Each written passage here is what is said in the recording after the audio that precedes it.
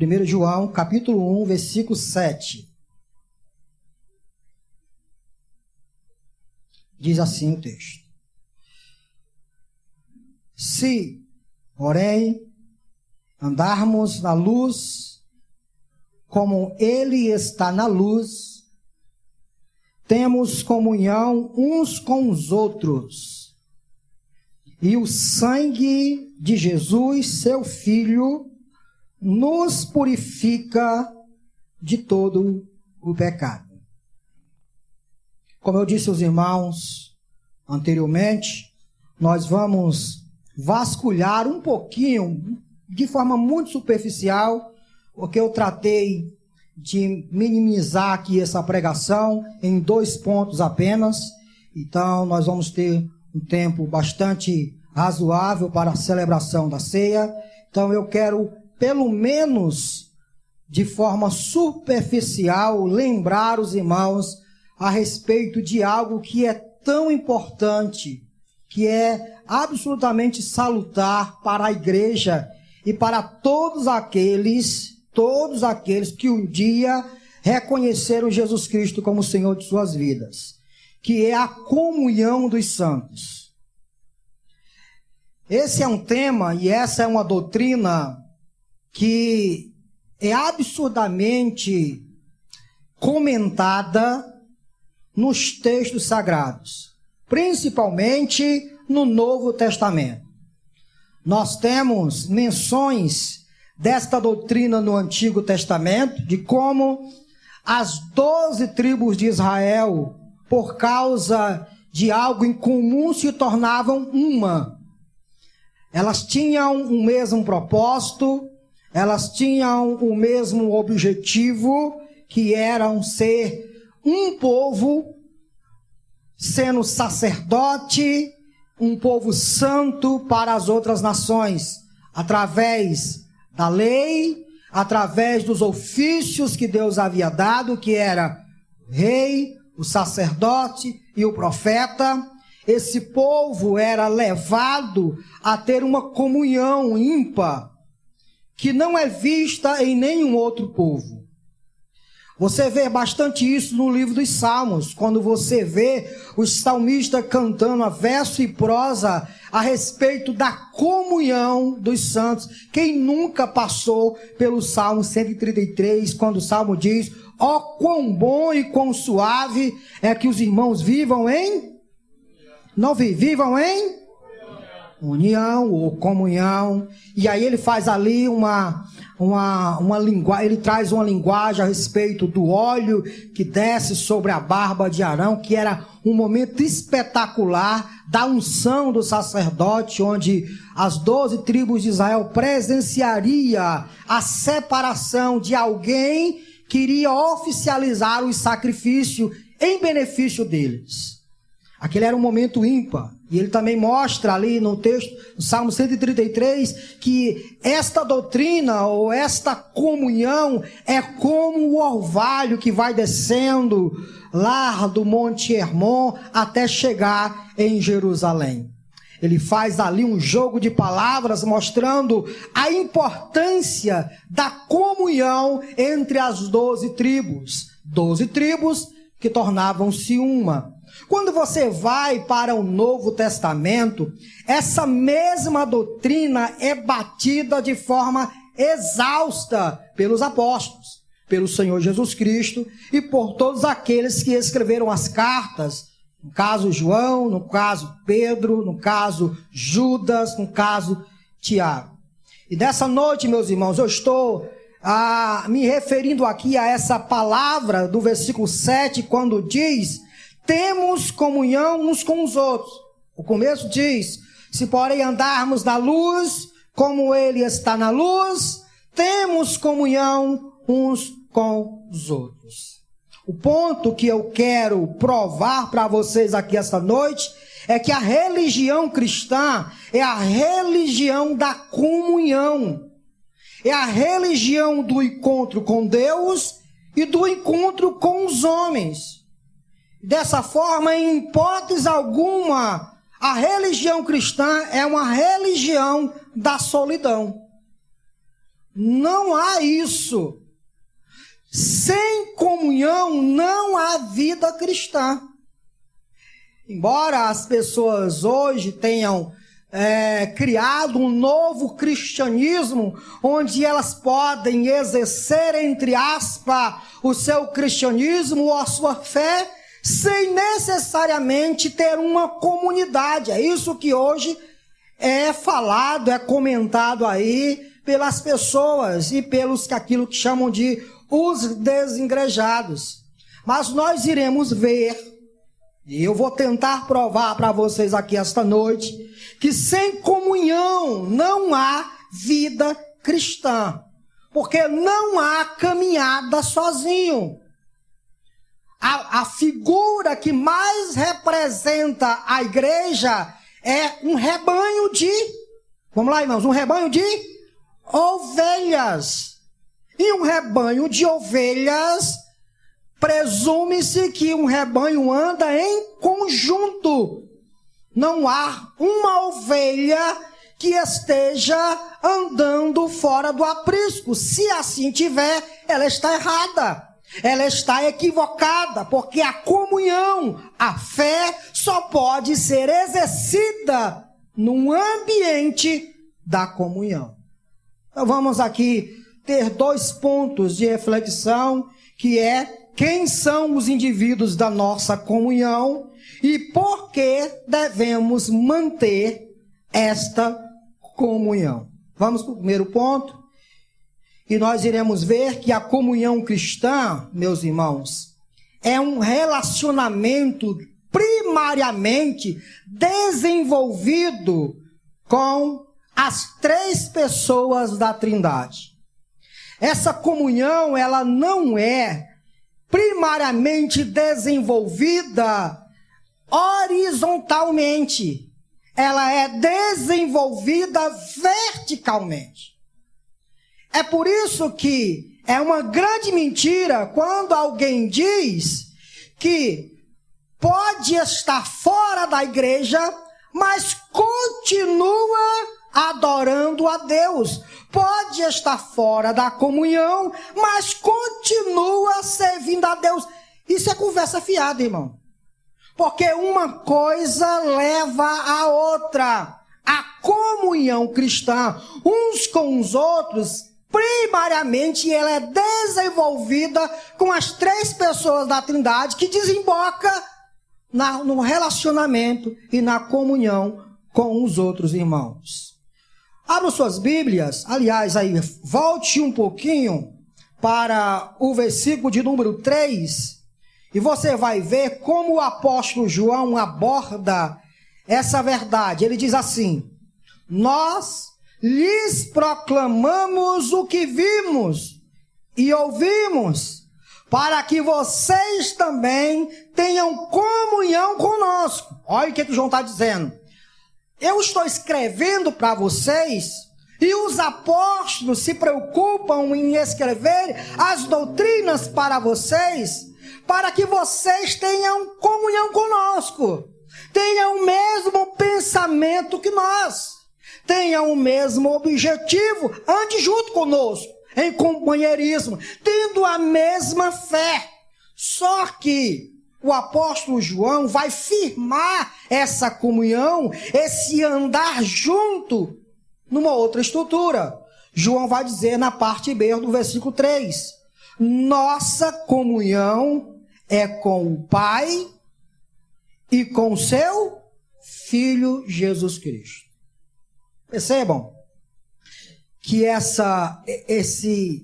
esse relacionamento que é desenvolvido através do andar junto, através de ter o mesmo objetivo, de ter o mesmo alvo, primariamente é desenvolvido através da primeira pessoa da Trindade e da segunda pessoa da Trindade, com o Pai e com o Filho. Aí você vai voltar um pouco à sua Bíblia, lá para a carta de Paulo aos Coríntios, 2ª carta, e você vai ver uma outra menção a esta comunhão. Eu falei para os irmãos que eu ia fazer isso, tá bom? Então tem as suas Bíblias abertas aí. 2 Coríntios, capítulo 13, versículo 14. É o último versículo. A graça do Senhor Jesus Cristo, o amor de Deus e a comunhão do Espírito Santo seja com todos vocês. Percebam que lá no primeiro texto, o apóstolo João abordou que, primariamente, a comunhão do cristão é com o Pai e com o Filho. Agora nós temos uma outra menção em que a terceira pessoa da Trindade desenvolve nas nossas vidas, que é a comunhão. Logo, nós entendemos que o ser divino é a base da nossa comunhão. Se nós começarmos a desenvolver uma comunhão, um relacionamento com as pessoas, sem levar em conta o relacionamento com Deus, esse relacionamento nada mais vai ser do que um clube social, do que pessoas que têm alguns objetivos naturais em comum, mas não é a comunhão cristã. A comunhão cristã é desenvolvida primariamente pelos crentes com o Pai, com o Filho e com o Espírito Santo.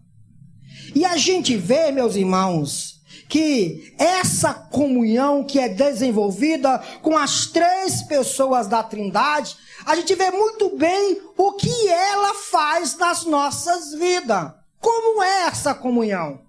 Como nós desenvolvemos a comunhão com o Pai, com o Filho e com o Espírito Santo?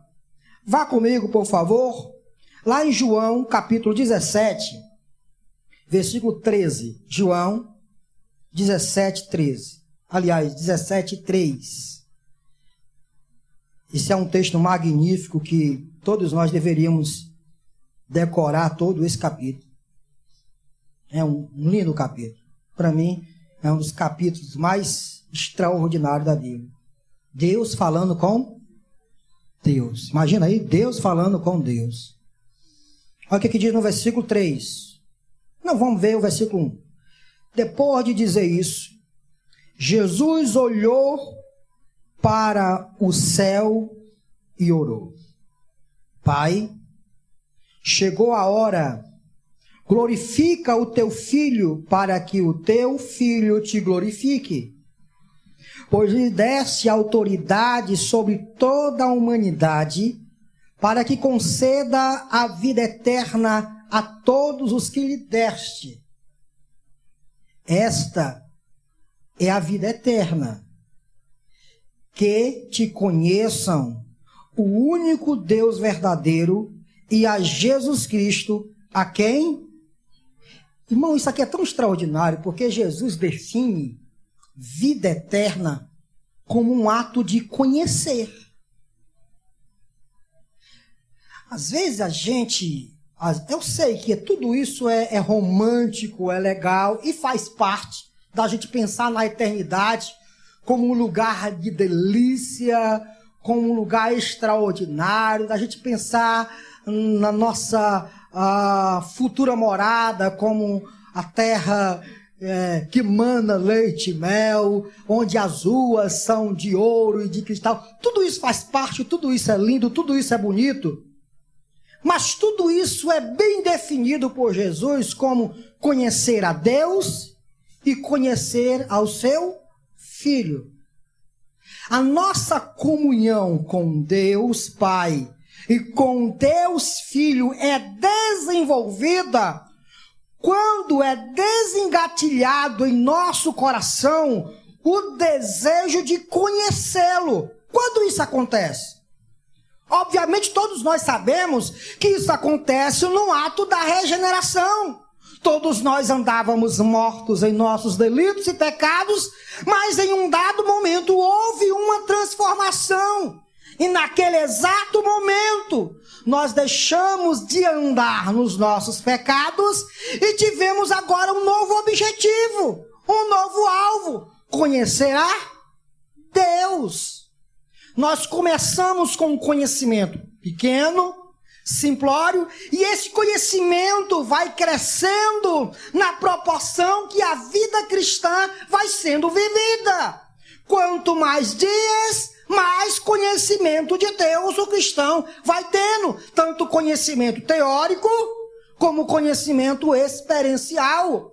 Ele vai conhecendo os atributos de Deus, qual a vontade de Deus, o que Deus se agrada e o que Deus não se agrada, vai colocando em prática essa vontade de Deus na sua vida, e ele vai tendo algumas experiências do cuidado, do favor e do amor de Deus para com a sua vida. E essa comunhão vai sendo desenvolvida, de forma que nunca vai ter fim.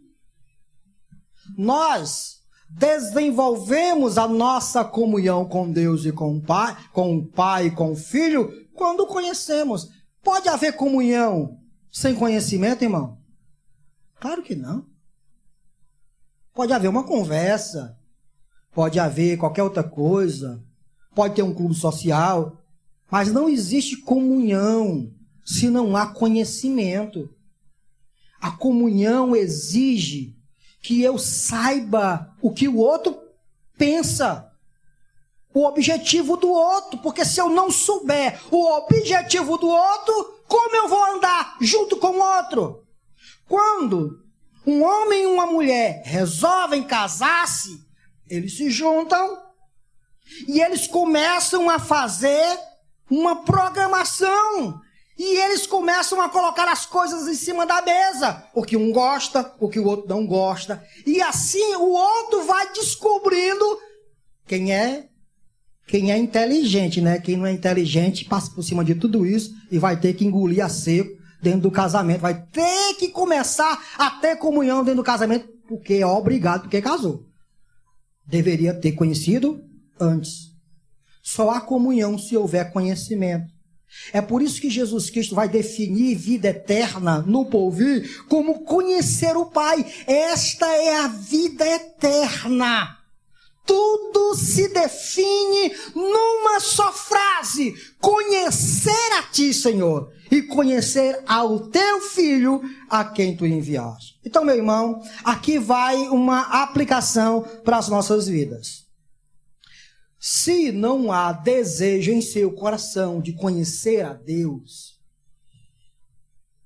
procure, em nome de Jesus, duvidar da sua salvação. Porque não é natural isso. Não é natural. Alguém que ora foi regenerado, transformado pelo Espírito de Deus através da obra da regeneração, esse alguém deseja por Deus. Ora, você não leu os Salmos quando o salmista diz: assim como a corça anseia, deseja pelas correntes das águas, assim a minha alma tem sede de ti, ó Deus. A essência do cristão é conhecer a Deus. O cristão, ele é identificado como verdadeiro cristão quando este tem um profundo desejo de conhecer o seu Deus. E como nós conhecemos Deus, irmãos? Explique como nós conhecemos Deus. Conhecendo a sua vontade. E onde a sua vontade está revelada? É por isso, meus irmãos, que existem cultos. Por que existem cultos? Porque um dos elementos do culto é a exposição da vontade de Deus aos homens. Quando nós desprezamos o culto, nós estamos desprezando o conhecimento. Nós estamos desprezando comunhão. Porque quando a vontade de Deus é pregada, é desenvolvida nas pessoas um conhecimento a respeito desse Deus. Logo, todos nós almejamos cultuá-lo. Porque quando cultuamos, conhecemos mais dele. Nos aproximamos mais dele. É desenvolvido em nós um desejo de conhecê-lo. Foi o que Cristo disse. Olha, essa água que eu te der vai jorrar como uma fonte para a vida eterna. A água que Cristo dá, irmão, é uma água estranha. Que é assim, ó. Quando você bebe da água, você está com sede, né? Aí bebe da água, você sacia a sua sede. Mas a água que Cristo dá não sacia essa sede. Quando o cristão bebe, ele fica com vontade de ter mais e mais. Por quê? Porque há no coração do ser humano, Deus implantou no seu coração a religiosidade. O que isso significa? O encontro com o sobrenatural, o encontro com o ser divino, o desejo de conhecer o ser divino. No coração do homem há isso. De forma que, quanto mais ele conhece, mais ele quer conhecer. Porque você já viu a frase que diz assim, ó. O coração do homem é do tamanho de Deus. Deus é tão grande, mas cabe do nosso. Frase para-choque de caminhão, né? Mas isso simplifica o que eu quero dizer. Escute isso, em nome de Jesus. Reflita sobre o seu caminhar. Reflita sobre a sua vida. Veja se você está desenvolvendo a comunhão com o Deus Trino. Veja se ao passar do tempo você vai conhecendo melhor. Rapaz, não sabia disso, mas agora eu estou sabendo. Não sabia que Deus se agrada disso, mas agora eu estou sabendo. Procure entender isso. Procure saber aonde o seu Deus quer que você ande e aonde o seu Deus quer que você não ande. Procure conhecê-lo. Porque sem conhecimento não há comunhão. E sem comunhão não há vida cristã. Sem comunhão, irmão, o que você pode ser é religioso. Só isso. Mas vejam que esta comunhão também é desenvolvida nas nossas vidas quando o Espírito Santo transforma o nosso ser. O capítulo 16 de João, versículo 5, diz assim, ó. Olha o capítulo 16, versículo 5. Agora que vou para aquele que me enviou, nenhum de vocês me pergunta para onde vais? Porque falei estas coisas, o coração de vocês encheu-se de tristeza. Mas eu lhes afirmo que é para o bem de vocês que eu vou. Se eu não for, o conselheiro não virá para vocês. Quem é esse conselheiro aqui, irmão? Quem é? Quem é? Espírito Santo. Ele está falando da terceira pessoa da Trindade. Jesus está dizendo, ó, é necessário que eu vá para que quando eu for, inicie um outro ministério, que é o do Espírito Santo. Vamos lá. Se eu não for, o conselheiro não virá para vocês, mas se eu for, eu o enviarei. Quando ele vier, convencerá o mundo do pecado, da justiça e do juízo. Do pecado, porque os homens não creem em mim. Da justiça, porque vou para o Pai e vocês não me verão mais. E do juízo, porque o príncipe deste mundo já está condenado. Em suma, bem curtinho aqui. O que eu quero dizer é que essa comunhão com o Espírito Santo é desenvolvida quando o Espírito Santo começa a transformar as nossas vidas, nos convencendo do pecado, da justiça e do juízo. Quando nós pecamos, o Espírito que está em nós nos convence de que nós andamos em caminhos tortuosos. Ele nos desperta para isso. Ele nos acorda para isso. Ele não faz com que nós adormeçamos em nossos delitos e em pecado. Quem de nós já foi se deitar e a cabeça não deixava você dormir pensando no caminho que você fez? Quem fará isso?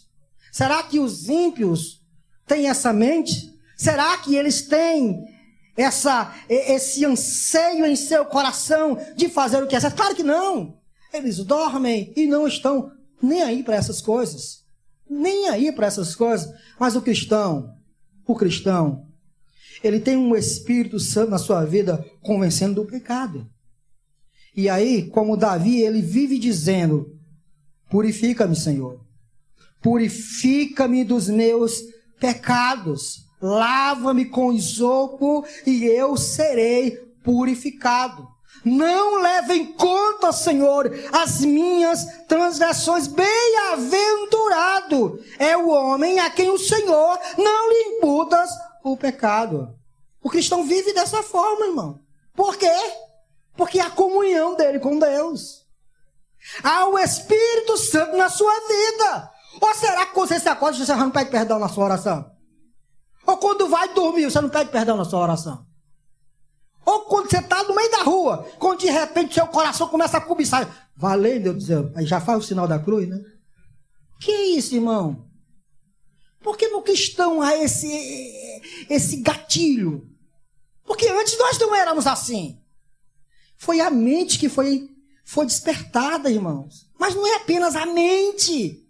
É um ser chamado Espírito Santo que faz essa obra. É o ministério dele.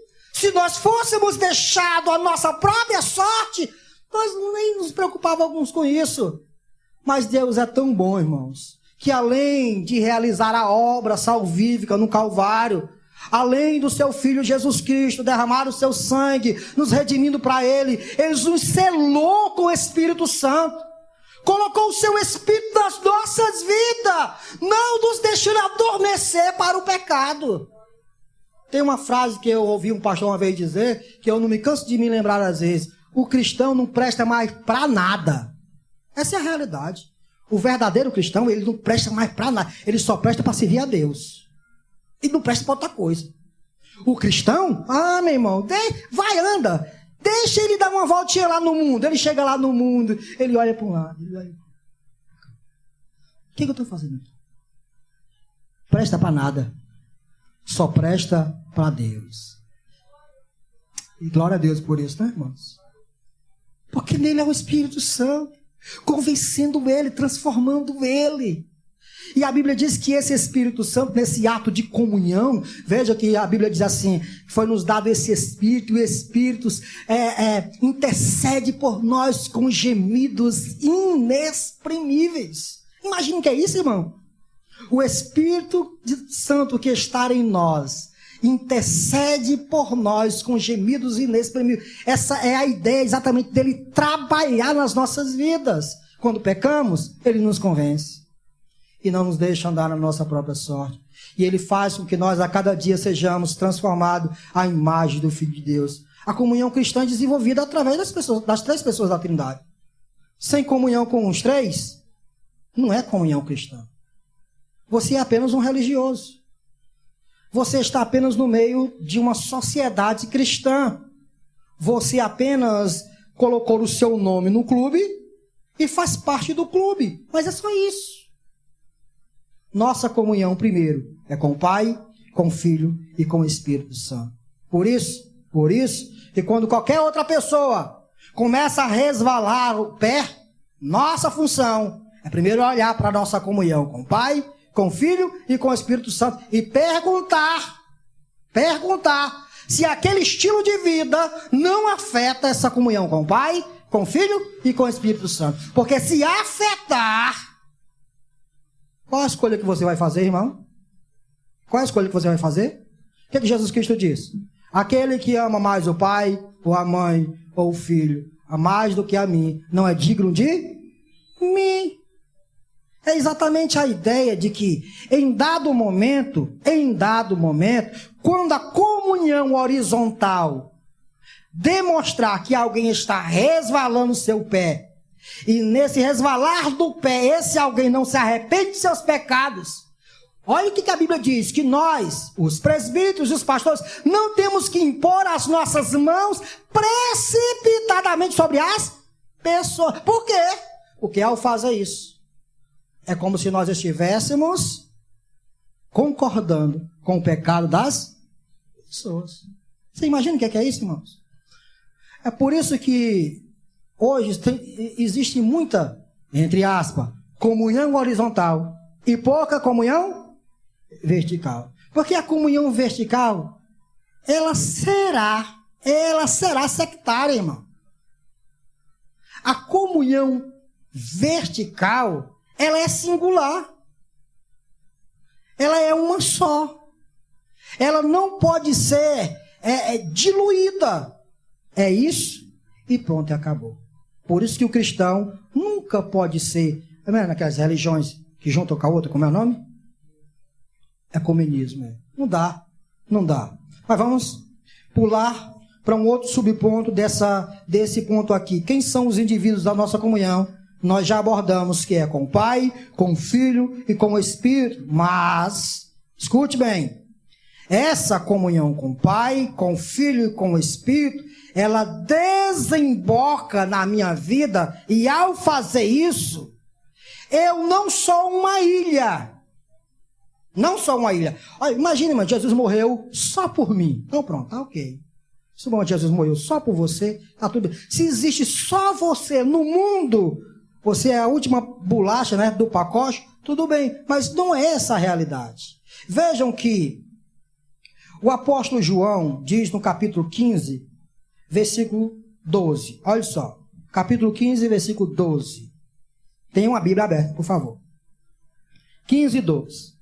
O meu mandamento é este: amem-se uns aos outros como eu os amei. Se você for lá para Mateus capítulo 16, versículo 18, você vai ver que naquele texto Jesus estabelece a sua igreja. Ele diz assim, ó: edificarei a minha igreja e as portas do inferno não prevalecerão contra ela. E o que é a igreja? O que é a igreja? A igreja é a junção de tijolos? Não. A igreja é o conjunto de pessoas que foram regeneradas.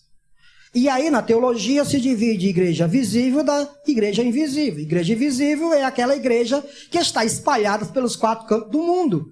Nós, de alguma forma, temos contato espiritual com essas pessoas porque fazemos parte desta igreja.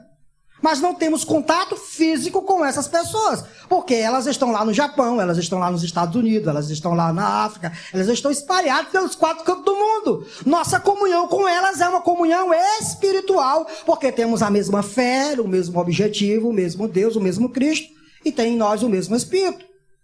Mas nós não temos comunhão física. Nesse caso, existe aquilo que chama-se de igreja visível. A igreja visível é quando a igreja invisível é vista em um local. Estão me entendendo, né, irmãos? A igreja invisível, ela começa a ser vista quando 1, 2, 3, 4, 5, 6, 7, 10, 20 pessoas começam a se ajuntar em um local. Logo, essa igreja invisível passa a se reunir no mesmo local. E aí é o que o bicho pega, irmão. Se essa igreja fosse apenas a igreja invisível, tudo bem. Mas não é isso. A igreja invisível começa a se reunir. Porque ela precisa cumprir alguns decretos, algumas ordens. Vejam o texto que o Evandro leu na leitura oficial em Mateus, o último capítulo, né? Olha só, Mateus, capítulo 28, versículo 11, versículo 26, aliás, versículo 16. Diz: os 11 discípulos foram para a Galileia, para o monte que Jesus lhe indicara. Quando viram, o adoraram, mas alguns duvidaram. Então, Jesus aproximou-se deles e disse: foi-me dado toda a autoridade nos céus e na terra. Portanto, vão e façam o que, irmãos? Façam, olha só, quando os discípulos resolvem ir e começar a anunciar o evangelho, a igreja invisível vai começar a ser visível. Porque eles vão começar a fazer discípulos. Um vai se adequar, um vai aceitar Jesus. E aí o que vai acontecer? Olha a continuidade do texto. Portanto, vão e façam discípulos de todas as nações, batizando-os em nome do Pai, do Filho e do Espírito Santo, ensinando-os a obedecer a tudo que eu lhes ordenei. E eu estarei sempre com vocês até o fim dos... Jesus estará sempre com quem? Com quem, irmãos? Na igreja. Essa igreja invisível, irmão, ela começa a ter um CEP. a ter um endereço. E por burocracias, né, da sociedade, ela começa a ter um nome. E ao ter um nome, ela começa a se regulamentar para que as coisas aconteçam, como Paulo diz, tudo com ordem e decência. Então as coisas começam a ser organizadas. Logo, esses crentes que receberam Cristo como seu Senhor, que tem comunhão com o Pai, que tem comunhão com o Filho, que tem comunhão com o Espírito, agora essa comunhão será exercida horizontalmente com as pessoas. Este amor, este conhecimento, essa vontade de servir a Deus começará a se espraiar entre esses discípulos, onde todos nós, o João, a Maria, o Francisco, o Zé, todos nós nos reuniremos no mesmo lugar, com o mesmo objetivo, compartilhando a mesma fé, servindo ao mesmo Deus, procurando conhecer mais e mais a vontade de Deus nas nossas vidas, e como diz o texto de Mateus capítulo 28, ensinando todas as coisas que Jesus disse, para que essas pessoas venham guardar. E aí eu não quero entrar nos meandros da doutrina da disciplina eclesiástica. O ponto que eu quero trazer para vocês é: não há comunhão com o ser divino se não houver comunhão com a igreja. Tem que dizer, eu amo Jesus, mas eu não gosto da igreja. Como é que é isso? Existe isso? Não dá. Não dá para ter comunhão com Deus e não ter comunhão com os irmãos. O próprio João diz: como você pode dizer que ama a Deus se você não ama o seu irmão? Vejam, meus irmãos, vejam que lá em 1 João capítulo 2, aí você volte lá para cá e talvez a gente não saia mais dela. 1 João capítulo 2, versículo 10, você vai ter uma noção do que eu estou dizendo, do que é amor para com os irmãos. 1 João capítulo 2. E quando eu falo de amor, comunhão, eu não estou dizendo de concordar com o erro. Lembrem-se que nossa comunhão primeiro é com quem, irmãos? Com Deus, com o Pai, com o Filho e com o Espírito. Logo, nós não estabelecemos o que é certo e o que é errado. Quem é que estabelece? Deus. Nossa comunhão será desenvolvida com base naquilo que Ele disse. Não é concordar com o que os outros fazem de errado. Amor não é isso. Manter comunhão não é isso. Manter comunhão é exatamente o contrário. É quando alguém andar em caminhos tortuosos, ir lá e disciplinar. Ir lá e trazer de volta para o caminho. Mas veja aí, por exemplo, o que é que João diz no capítulo 2, versículo 10. Olha o que é que ele diz aí. 2 e 10. Quem ama seu irmão permanece na luz, e nele não há causa de tropeço. Mas quem odeia seu irmão está nas trevas, e anda nas trevas. Não sabe para onde vai, porque as trevas o cegaram. Ah, pastor, mas eu não odeio o meu irmão. Não odeio o meu irmão. Eu só não quero estar perto. Eu prefiro ficar no meu cantinho. Eu prefiro não saber as coisas da igreja. Eu prefiro não manter essa comunhão, esse relacionamento, porque causa muitos problemas. É verdade. Causa. Mas escute o que eu vou lhe dizer. Não existe comunhão sem... Vamos lá, irmão. Não existe comunhão sem conhecimento.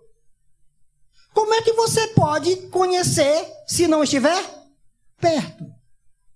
Como você pode conhecer se não estiver andando junto? Não dá. Você não está tendo comunhão, você está pecando na doutrina da comunhão dos santos. Você está sendo religioso e é só. Não há comunhão nem com o Pai, com o Filho e com o Espírito Santo, nem muito menos com a igreja. Porque você está distante daquilo que é uma vida cristã autêntica e verdadeira. Logo, irmão, em nome de Jesus, ame seus irmãos. Ame a igreja. Desenvolva o relacionamento com seus irmãos. E aí é claro e evidente que existe uma série de coisas que devem ser vistas aqui nessa situação. Entretanto, todos nós devemos procurar cumprir com esse objetivo. Sem essa busca, não há vida cristã. Aí, pastor, mas exemplifique algo para que a gente entenda melhor. Porque eu tenho para mim que eu não odeio meus irmãos. Eu não sinto raiva de ninguém. Eu vou para a igreja, eu canto, eu oro. Eu não tenho raiva de ninguém. O texto está dizendo que quem odeia seu irmão está nas trevas. Mas eu não odeio, então eu não estou nas trevas. Bom, o texto vai progredir e nós vamos ter uma noção. Claro que talvez seja simplória, tá bom? Mas nós vamos ter uma noção de como na prática se ama e não se ama. Quem não ama, vamos lá, irmão. Quem não ama, me ajude. Quem não ama, bora, irmão. Quem não ama, odeia. Me ajude. Quem não ama, odeia. Não tem meio termo. O texto aqui não coloca uma terceira condição. Ou ama ou odeia. Então vamos ver como é que é o amor. Bom? Pule aí, capítulo 3. Versículo 17. O texto vai progredindo, mostrando como nós devemos desenvolver a comunhão com Deus. Aí, a partir do capítulo 3, vai continuar mantendo essa ideia. Começa o versículo 11 mostrando como o amor fraternal, o amor entre os irmãos, deve ser desenvolvido. E aí o apóstolo João vai dar um exemplo, que alguém pode dizer assim, me dê um exemplo de como eu posso amar o meu irmão. Pronto, aí um exemplo. Versículo 17. Se alguém tiver recursos materiais e, vendo seu irmão em necessidade, não se compadecer dele, como pode permanecer nele o amor de Deus? Olha só o que o texto vai dizendo, ó. Se alguém tiver recursos materiais e vendo seu irmão em necessidade, me diz uma coisa, se você não quer andar junto, você não vai conhecer. Se você não conhecer, como é que você vai ver? Se você não vê, você não vai exercitar a sua fé e nem o seu amor, nem muito menos a sua comunhão. Por isso que é imprescindível que haja contato, que haja comunhão, que haja andar junto, que haja horas e horas junto, falando, comentando, mesmo que em algum momento saia as rusgas, saia espinho, vai ter essas coisas, mas a comunhão tem que continuar sendo praticada, porque sem comunhão não há vida cristã. Irmãos, isso é sério. Eu não sei se você está refletindo sobre esta realidade e sobre o estilo de vida que você resolveu viver. Pergunte-se a Deus se o seu estilo de vida está agradando a Ele. Porque se nós formos fazer um exame nas nossas vidas a respeito disso daqui, nós estamos muito ok. Não há comunhão. E não havendo comunhão, não há vida cristã. Se não há vida cristã, o que estamos fazendo aqui? O que estamos fazendo aqui? Tudo isso é debalde. Tudo isso é em vão. É um clube. É uma associação. Só falta uma piscina no meio da igreja para a gente fazer um churrasco e tomar um sol. Porque não há comunhão com o Pai, com o Filho, com o Espírito, nem muito menos com as pessoas. Nós vemos, nós chegamos aqui, comemos, termina e vamos embora. Não há contato, não há comunhão. E nós temos que entender, e eu vou terminar, tem um outro pontozinho, mas eu vou terminar para que seja feita a realização da ceia. Para exemplificar bem isso que eu acabei de dizer, e eu já disse isso aqui algumas vezes, mas eu vou dizer mais uma vez aqui para os irmãos. Uma ilustração que reflete bem o que eu acabei de dizer a respeito da necessidade da comunhão uns com os outros. Escute, conta-se uma história que no momento de grande crise, um grande grupo de porcos espinhos migrou para determinada região em busca de alimento e melhores condições de vida. Eles viveram um bom tempo com tranquilidade, até que chegou o inverno. Aquela região registrava temperaturas muito baixas, de zero, e eles não sabiam disso, mas foram para lá. Todos os dias, por causa do forte frio, um porco-espinho morria. A tristeza entre eles era muito grande, pois não sabiam o que fazer para resolver aquela situação, já que o inverno acabara de começar e eles não tinham como sair dali e migrar para outro local naquele momento. Foi então que o porco-espinho mais ancião do grupo convocou uma reunião com toda a comunidade. Ele disse: encontrei uma solução para que mais ninguém do nosso grupo morra. Todos festejaram e se alegraram com a notícia. Temos que aproveitar o calor do corpo um do outro. Assim ninguém irá morrer de frio. Se cada um de nós ficarmos bem perto um do outro, o nosso calor esquentará o nosso irmão, e o calor do nosso irmão esquentará a nós, explicou o porco-espinho ancião. Logo a noite caiu, e eles foram se organizando e se achegando um perto do outro. Realmente o calor um do outro fazia muita diferença. Naquela noite, nenhum porco-espinho morreu por causa do frio terrível que fazia. Veja a diferença. No entanto, no outro dia, nenhum porco-espinho queria mais ficar próximo do outro. É o problema da comunhão. Não é comunhão de anjo, irmão.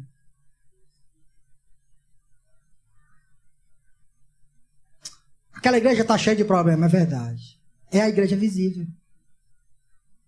É a igreja visível. Nenhum porco-espinho queria voltar para ficar perto do outro. Por quê? Pois quando estavam próximos, ele se aquentava. Isso é verdade. Porém, os espinhos que tinham acabavam causando alguns ferimentos um no outro. Todos saíram com algumas feridas naquela noite. Imagina os porcos espinhos se juntando para se aquecer um ao outro. Você imagina? Estão me ouvindo, né?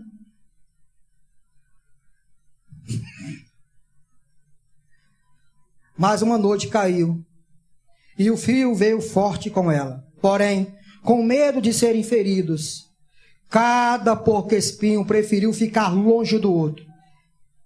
Isso é a mentira de Satanás que você está ouvindo.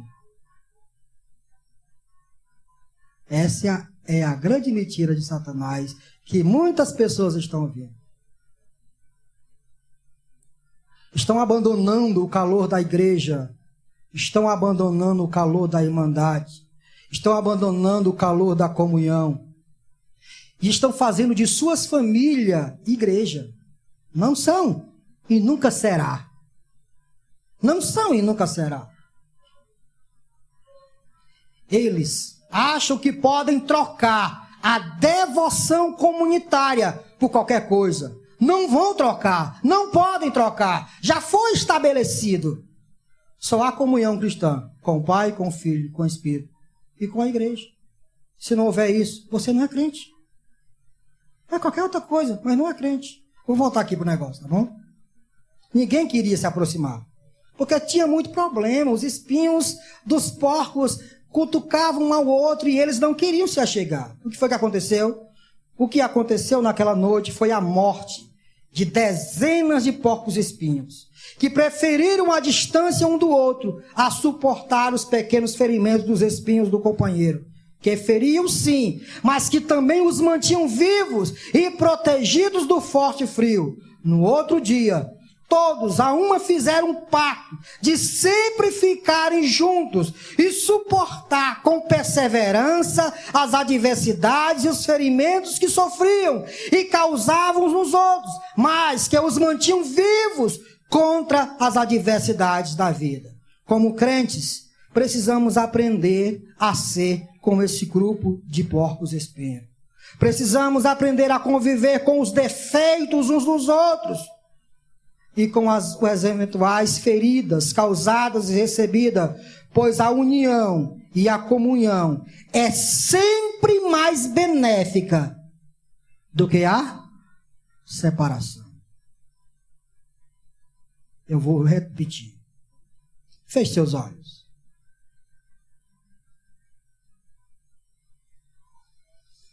Minha oração